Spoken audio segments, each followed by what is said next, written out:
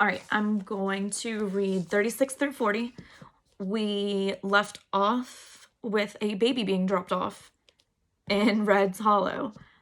And before we start reading, just be thinking to yourself, what would you do if you found a baby in a tree? We're going to find out what Maeve does. The baby had a note attached to her blanket. Haltingly, Maeve tried to read it out loud. Italian, she murmured. Only later, when she consulted one of her patients, did she understand its meaning. Please give her the care I cannot. I wish you both a life of love. The baby's hair was black. Maeve's was red. The baby's eyes were brown. Maeve's were blue. The baby was Italian. Maeve was Irish. They were made for each other. Maeve named the baby Amadora, which meant in Italian, the gift of love. Chapter 37. Many in the neighborhood didn't approve of an unmarried Irish woman raising an abandoned Italian baby. People talked as they will, and they tisk-tisked as they must. Some people were even angry. They said hurtful things. They told Maeve that Amadora didn't belong. They told Maeve she and the baby should leave. Maeve merely smiled, held Amadora close, and waited for hope.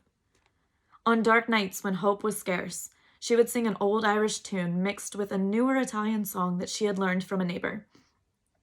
The melody was sweet. The words were silly. The effect was always the same, a smile from little Amma. Sure enough, the longer Maeve waited, the kinder people grew.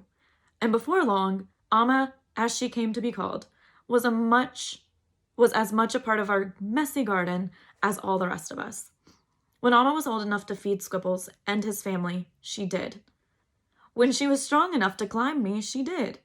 And when she was ready to make wishes of her own, she did. Amma grew up steady and honest and kind, like her mother, and had babies of her own. And then, grandchildren and great-grandchildren. Eventually, Amma and her husband bought the little brown house and the one right next to it, and painted them blue and green. Years later, they purchased a house across the street and began to rent the blue and green houses to other families. The family grew and prospered and argued and failed and loved and laughed, always and forever. The laughter kept them going. And when Alma's grandson had a little girl, he chose a fine Italian name for her, with a fine Irish middle name, Francesca Maeve. Chapter 38. As for me, my reputation grew. Hadn't Maeve's wish come true in the heart of a wish tree? Didn't that mean anything was possible? Of course, as Squibbles often reminded me, I'd had nothing to do with it. This isn't a fairy tale, Red, he would say. But people are full of longings, and decade after decade, the hopes kept coming. A blessing and a burden it had been, all those wishes, all those years. But everyone needs hope. 39. At long last, I stopped talking. Once the words had spilled out, it was like trying to stop the wind. In the silence that followed, I felt as if the whole world was holding its breath. I'd broken the rule. Stephen and Samar still stared open-mouthed at me. They looked as rooted to the ground as I was. Neither had uttered a sound while I told my story. The front door to Stephen's house was open. "Stephen?" called his father. "What the heck are you doing, young man?" Stephen leapt to his feet. Here I come, Dad.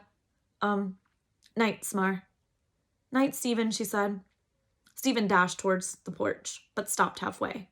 He spun around to look at me.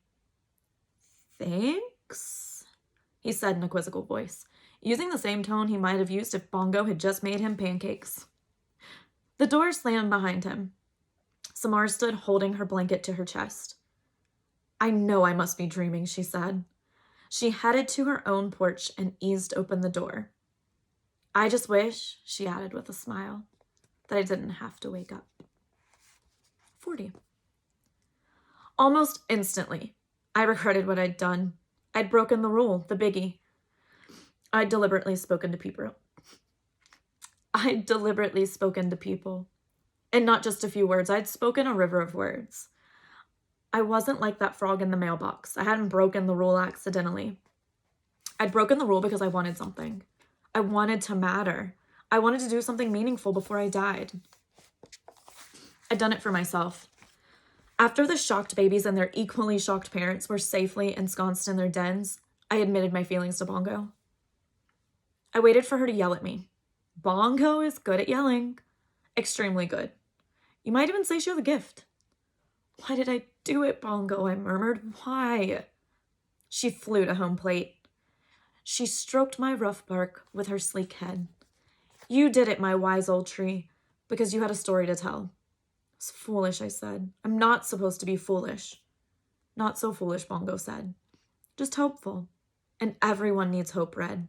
Even wise old trees. And there's Bongo.